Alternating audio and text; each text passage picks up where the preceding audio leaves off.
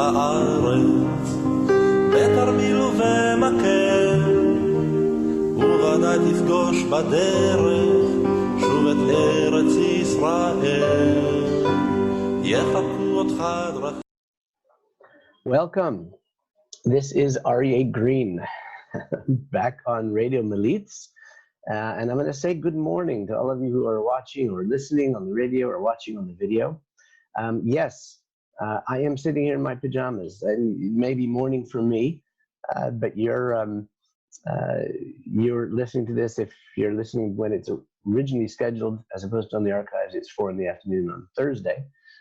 But I'm actually, yes, in my pajamas at home. It is the corona effect, as I'll call it. The truth is that I have recorded many of these on video and in audio outdoors, and I intend to do so again. But given the limitations on our movement, and well, actually, the limitations have been lifted as of this recording, so I could be outside, but it is rainy, cold on May, whatever this is, 5th, 6th, whatever the day is. Who would have thought? Rain in May. My wife was just saying, we know the phrase from America, rainy, what is it? April showers, May flowers. We very rarely get rain here in May in Israel. So it's a blessing for the garden, for the Kinneret, for the country, but it's not a great day to be outdoors. Although you can hopefully hear the birds in the background through the window. And we'll go back to recording these outdoors in a few days when the weather gets better. So that's kind of by way of introduction. I decided today, all of us have done these Zoom video conferences over the last few weeks, months, or what have you, and it's de rigueur to put on a shirt, even if you're wearing shorts or something else underneath. And today I decided, nope, I'm going to record this in my pajamas, and if you're watching on video, welcome to my living room, my home office, as it were. And if you're on radio, you can imagine me sitting in my pajamas and recording this. So the other thing that I wanted to say before we get started is that in these 28-minute or 30-minute radio and video segments, we're trying a number of different technological approaches in order to make it smooth, in order to provide some images, because we're talking about the Israel Trail, and I think it's a little bit nicer, whether I'm recording it outside or inside, to have some of the images and videos from the hike itself to illustrate literally some of the themes that we're discussing. So today again we're trying Zoom, and I hope that it'll be effective. So welcome. This segment I'm calling Desert Acceptance. And we talked in the last few segments about some issues that I had learned while hiking strenuously steep hills, cliffs, and what have you. But just to recap, as I share my screen here on the Zoom video, for those of you who are watching as opposed to listening, again, the technical details become a little bit challenging, even for me as somebody who used to work in high tech. But they're getting easier, I would say, as we do more and more of these. So I do think it's important to share with you again at the beginning of each segment kind of what we're trying to do here. Informally, very informally, and you can tell that with the technology, let alone the fact that I'm in my pajamas or otherwise, making this more of a conversation than a presentation. We're basically reviewing over the 10 weeks of these radio and video segments some of the main themes of my book, My Israel Trail. I hiked the 1,000-kilometer or 700 miles or so long Israel Trail from Eilat in the south. It goes through the Jerusalem hills and along the coast all the way to the border of Lebanon in the north. It's Israel's approximation, if you will, or our answer to the Appalachian Trail or the Pacific Crest Trail, treks in Tibet or Machu Picchu or what have you.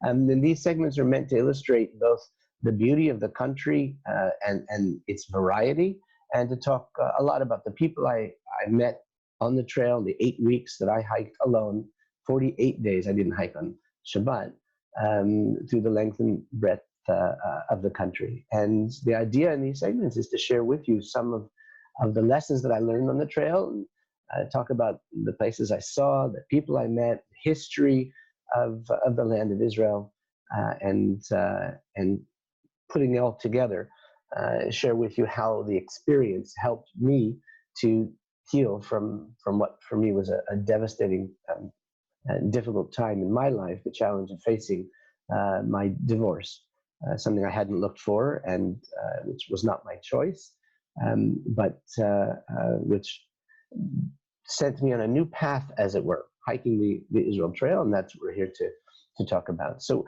we've spoken about humility and modesty, which is the experience that I had in the desert.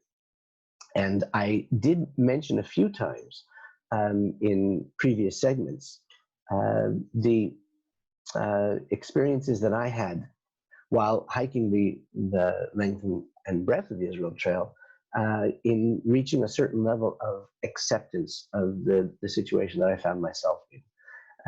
And we're still down in the Negev. For those of you watching, this is a map of the first part of the trail for me, those first 2 weeks of coming from the Eilat Hills and up into the central Negev. And I want to start today with a bit of an anecdote. I'm showing pictures for those of you on the radio of some of the desert steep inclines and ascents and descents that I had the pleasure of attempting, well, succeeding to climb or to descend with a 50-pound pack on my back. And that's what this first anecdote is going to both register or even show. I'm actually going to show a video here if it comes through, and I hope it will, of an experience that I had picking up from where we were last week, looking down a cliff. I'm describing for our radio listeners that I basically was hiking along this silent, meditative type of walking, which I described in the last segment, thinking my thoughts, hearing my feet crunch in the gravel, when all of a sudden, because I really wasn't paying attention, I guess I was contemplating too much some of these lessons and issues that I was dealing with, I found myself literally on the edge of a cliff. I was striding along, and all of a sudden came to a sudden stop because the path ended with a precipitous fall, I would say. So I'm going to play a video where you can also hear me, and then afterwards I will describe a little bit more what happened and the very important lesson that I learned from this experience. So I took a photo of this. I don't know if you can see it in the shade. I'm assuming you can. This I'm supposed to do is a 24 kilo pack.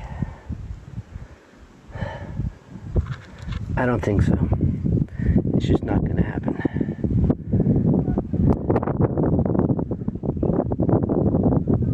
See those two guys down there? I'm going to kind of zoom in with this.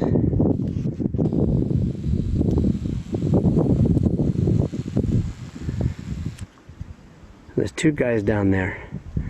And I asked them when they were about over here on the cliffside, and they were sliding down that part on their bottom, and they have no teak, no tarmil. I said, is this going to be possible with a 24 kilo pack?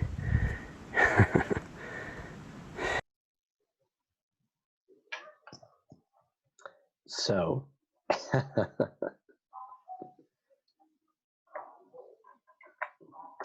that was an experience, shall we say.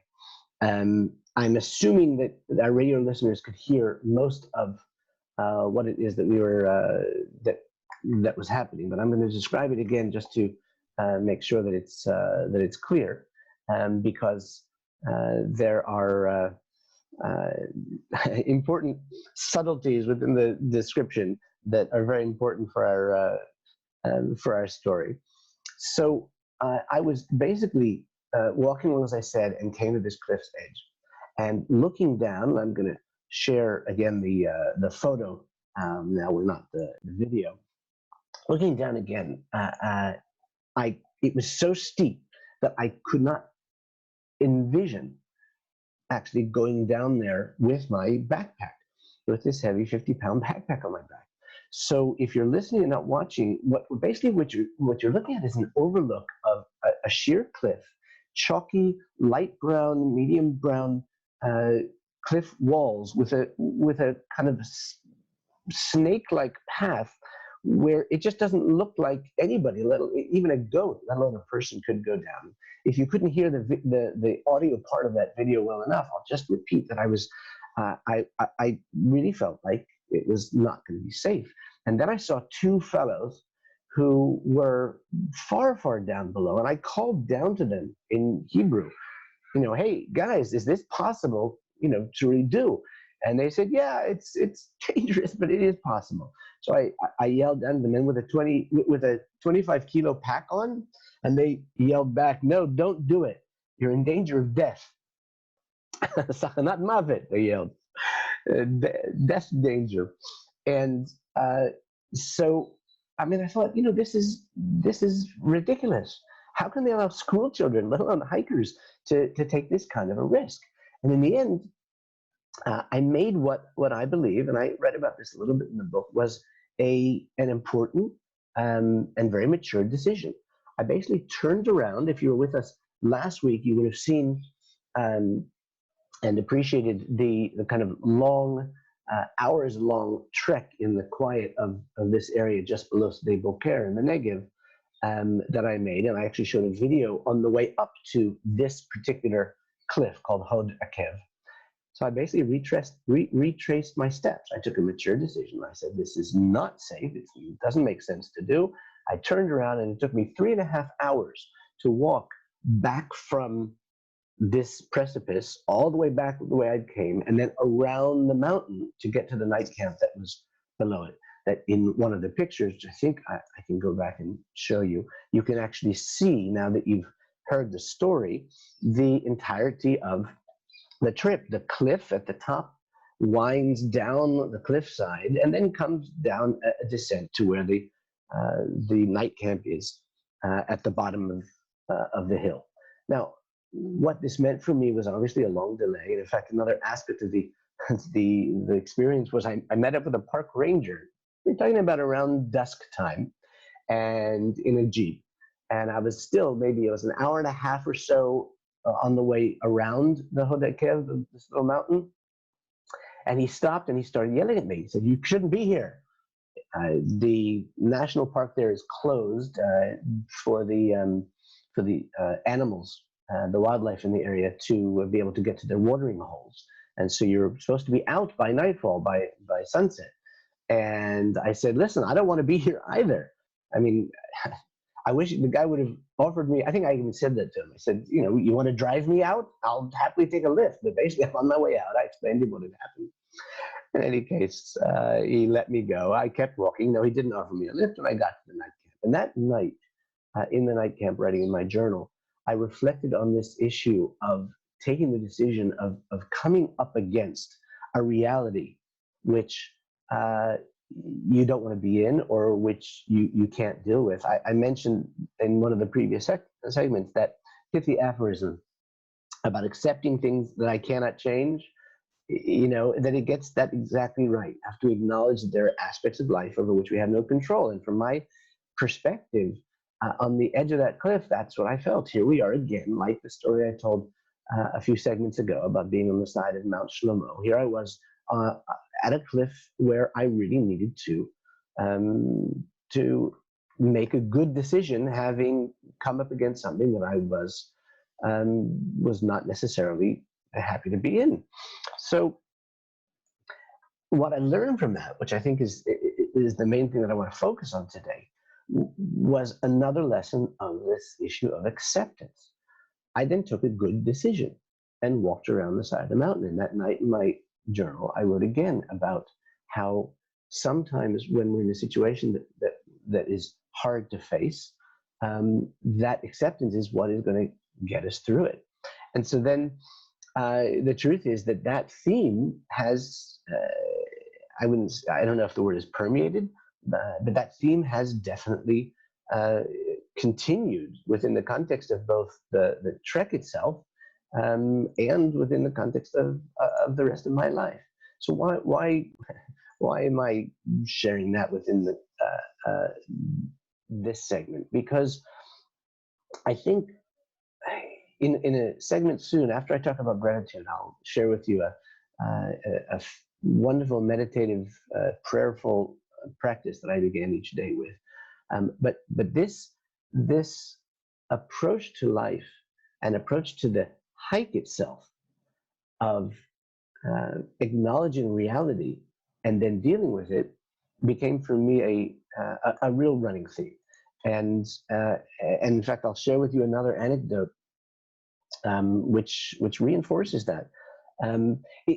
It happened when I was on, maybe this is the third week of the trail, second week, I guess, towards the end, at the Carbolit, which is what, if you're viewing the video now, you can see is a relatively steep, in fact, the incline up to it is incredibly difficult, edge of a crater. It's the edge of the large Maktesh Gadol, which is called the large crater. It is not the Maktesh Ramon, the Ramon crater, which is just south of Mitzpeh Ramon, but rather,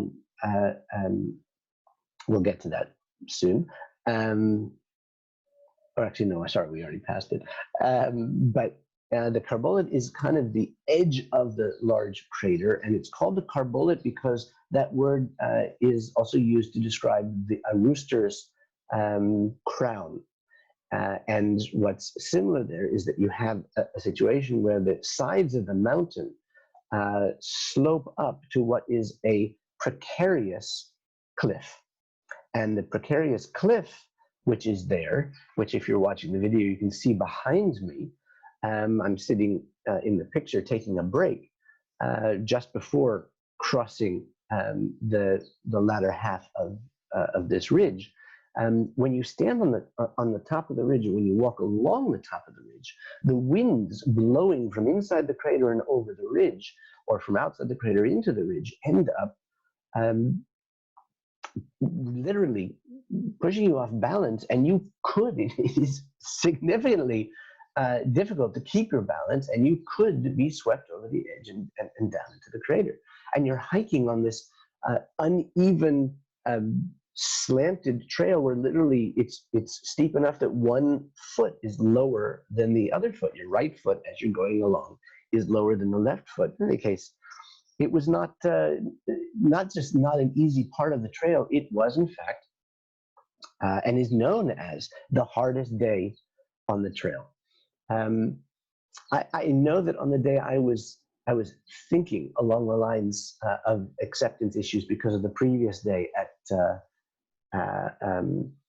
Hod Akev, and I was thinking. I mentioned last week that some of the issues that I was contemplating over the previous week or 10 days about humility really led me to think about Moshe Rabbeinu, about Moses, and the fact that his primary character trait was humility. But I think that there's a very interesting connection between acceptance or acknowledging reality and the humility that he was chosen for. I think that Moshe, in a number of different instances, also showed an acknowledgement or recognition of the realities that he faced within the context of both the choice of him as a leader and then as a leader in the desert, saying things that related to his acknowledging the reality of the children of Israel's being unhappy, or of the difficulties that he was facing, as it were. And I did mention, I think in one of the earlier segments, the issue of Aaron, Moses' brother, who, in learning on his son's death at the hands of God when they did something that was unacceptable, that he stood silent, that there was a certain recognition, acknowledgement, acceptance of this very, very harsh decree. And I think that there's no question that that's something that reverberates throughout Jewish history and thought. And those were some of the things that I was thinking about as I was hiking this Carbolit, this very, very difficult hike in the trail. I'm going to share with you a video from the Karbala, which shows, or I'll describe. I try not to talk over the video, so I'll describe it briefly. It shows the Karbala itself, and it shows a wonderful family, a huge, actually large family, a herd of ibex, Ya'alim, that were there sharing the mountainside with me. But before I do, I want to share something that I came across when I was writing the book, which I found also fascinating. Michael J. Fox, who's an actor many of you may be familiar with, who faced his own challenges in his life, said very powerfully at one point, he suffers from Parkinson's, has battled that over the course of years. He said, acceptance doesn't mean resignation. It means, and this is a quote, it means understanding that something is what it is and that there's got to be a way through it. And for me, I think that sums up the lesson that I learned on the side of these different mountains within the context of my hike. And let me play this video, which I think gives a good feel for what it was like on the mountainside.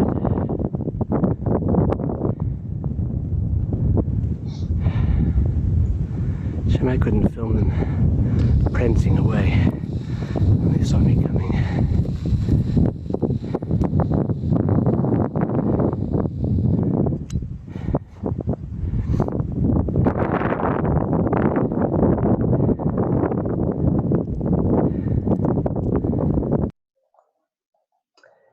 So what you saw there was not only the family of ibex, but the a feel for, at least I hope so, a feel for the expanse of mountainside and cliffside that these rocks, that this rocky terrain shows.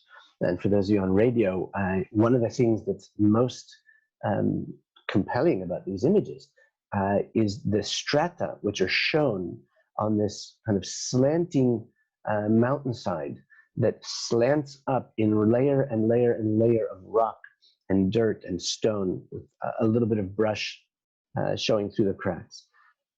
And the steepness and the starkness of the terrain is one of the things I think that makes the day so very difficult. Now, by the way, just as a side comment as we reach our conclusion of this section, when I talk about that saying about accepting the things I cannot change, etc., it doesn't mean that we can't. And this is also what I wrote in my journal, what I wrote about a little bit in the book. It doesn't mean that we can't or shouldn't work to change our reality or to change ourselves for that. It's just the first step in mapping our path towards that change. It means acknowledging that there are aspects of life over which we don't have control. I mean, I think that's really the main message of this section, of this element about acceptance. Because as you're hiking the Israel Trail, you can't imagine how many times there are surprises. There are things which are difficult. You lose the way or what have you, let alone the difficulties that I've described a few times within the context of both mistakes I made or otherwise not being able to do certain things that I wanted to do. That lesson, the physical lesson from the trail of accepting, okay, this is where you are, now figure it out. Don't panic, don't cry, don't look for help elsewhere, don't give up, was for me a very, very central part of the experience throughout the time, not just there in the desert. And of course, as you've heard and as you can imagine, the application of that to my experience in terms of healing from my divorce was central, significant for me in terms of moving all of my life. So I think that's enough for today in today's session. Thank you for joining me. And I hope that you'll join us again next time.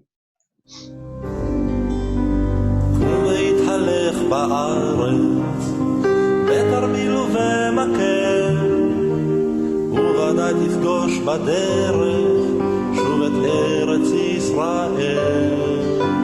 יחבקו אותך דרכיה של הארץ הטובה,